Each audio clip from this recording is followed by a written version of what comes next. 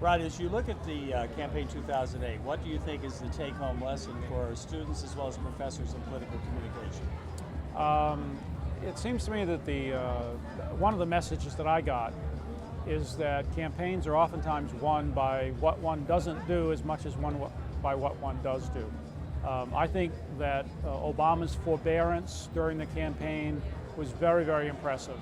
He was articulate and expansive when he spoke, but he used a lot of opportunities to not step into a mess that he couldn't get out of. I thought he was disciplined, thoughtful, and careful, and avoided making mistakes.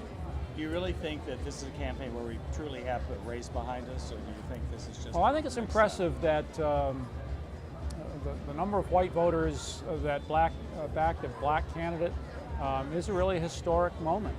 And so I think we moved the pace. We'll see what happens, but it's a time for celebration. My last question, Rod, is a celebrated rhetorical critic and communication expert. Let's say President Obama were to call you and say, Professor Hart, what would be your strategy if you were me in terms of trying to lead this country? What would you suggest he do? I'd suggest that he reach out to people who don't agree with him, and bring him into his council, and to listen carefully to those who disagree. And I think that hasn't been done, particularly in the last 8 years. And I think he's the kind of person that has a big enough brain and a big enough heart that it can encompass some of that opposition. That's the main thing I'd suggest. Well, I think with that type of advice, we hope he gives you a call. Thanks again. Yep. Thank you. Bye-bye.